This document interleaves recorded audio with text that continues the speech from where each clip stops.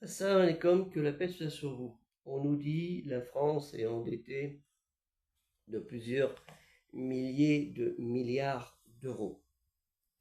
À cause de qui? Est-ce que à cause des Français qui en veulent trop?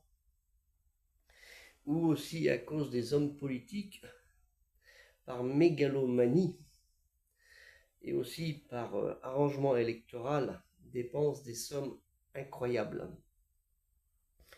Il ne faut pas oublier que au niveau des communes, des élus des communes de plus de 20 000 habitants, vous en trouverez aucune, à mon avis, qui n'est pas endettée de plusieurs millions, voire de dizaines ou centaines de millions d'euros, ou de milliards comme la ville de Paris. Il faut se poser la question. Moi, je propose une chose déjà, supprimer de moitié les salaires des hommes politiques, de tout élu. Hein. Je ne parle pas des maires, ils n'ont pas de gros salaires, je parle des hommes politiques, les ministres, les présidents. Déjà supprimer les avantages des anciens présidents de la République, rien du tout, ni retraite. Ils ont leur retraite d'avant. Des premiers ministres, et pareil, supprimer tous ces avantages. C'est pas grand chose, mais c'est mieux que rien symboliquement.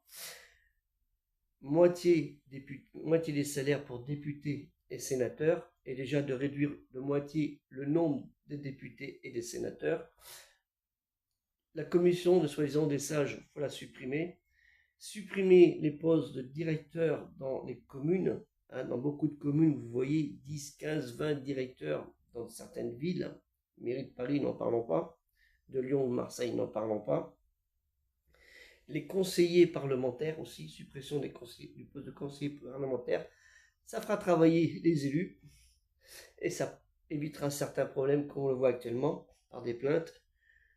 Supprimer les avantages de certaines organisations salariales, d'entreprises salariales qui sont financées en grande partie par l'État, EDF, ERDF, SNCF, Air France et d'autres organismes, leur supprimer tous ces petits avantages, le train, l'électricité et autres, ça nous fera faire des économies, surtout que ce sont des entreprises qui sont endettées et il faut leur donner encore plus d'argent à ces gens-là.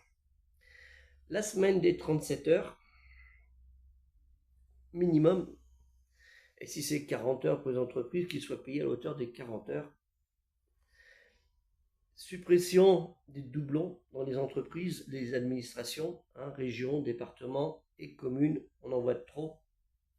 Ça, c'est une catastrophe et surtout une surveillance accrue des folies, de la mégalomanie de certains élus de villes qui endettent leur ville de plus en plus, hein, parce qu'il faut le voir dans certaines communes, le nombre d'endettements qu'il peut y avoir qui est fait parce que la mairie a décidé de faire reconstruire une piscine alors qu'elle existe déjà une piscine, au lieu de la rénover, reconstruire un théâtre alors qu'il existe un théâtre, une médiathèque parce qu'il existe déjà une médiathèque, une piste cyclable où il y aura 3 vélos et 2 trottinettes, etc. Et faire des rues à sens unique qui vont être problématiques pour la circulation des gens, donc pollution.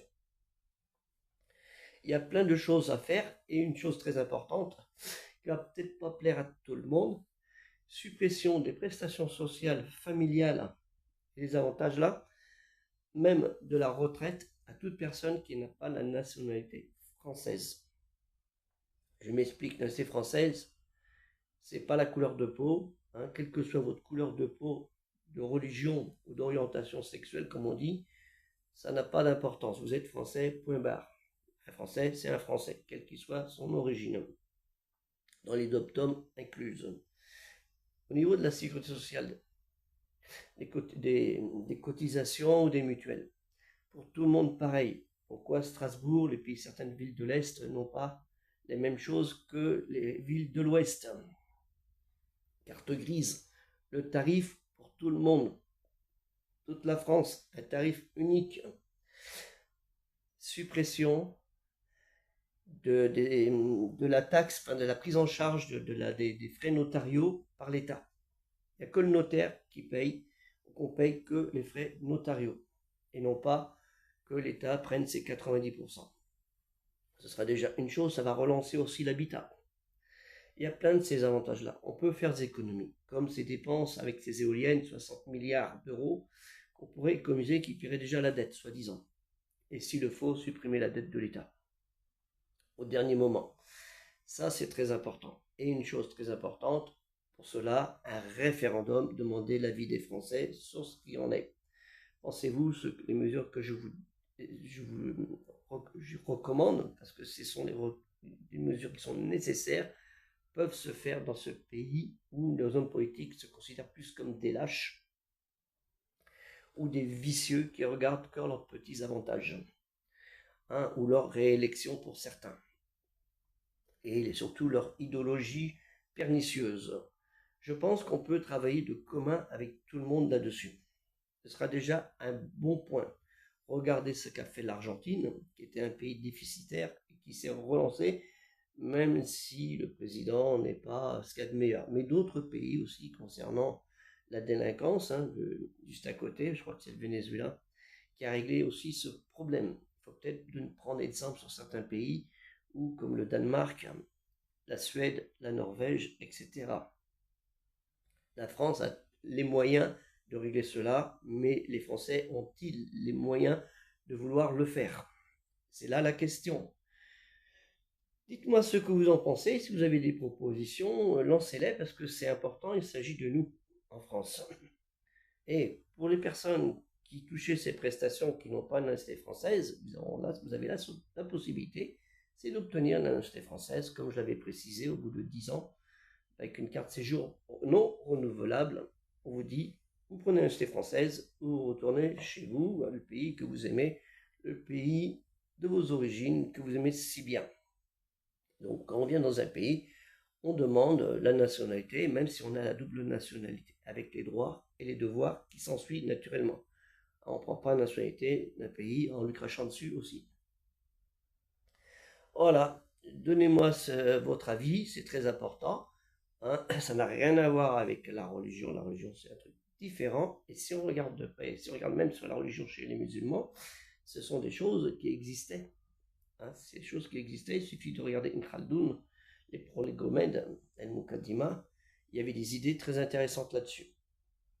Hein, ou certains califes, un calife qui est mort assez bizarrement, qui aidait beaucoup les populations et qui est décédé assez curieusement.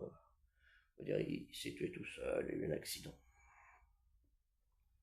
Parce que ça ne plaisait pas l'aristocratie du pays. Donc, donnez-moi votre avis là-dessus, c'est très important. Et on peut en débattre. C'est le but de la démocratie, de la liberté aussi, de la démocratie, qui est sans doute des fois un peu en danger, parce que nos élus ont tendance à oublier, c'est que nous, on les a mis en place pour qu'ils fassent ce que nous, on a envie de faire. Et apparemment, c'est pas du tout le cas. On a l'impression d'être leur sujet plutôt que d'être les citoyens de ce pays. Que la paix soit sur vous. Assalamu alaikum.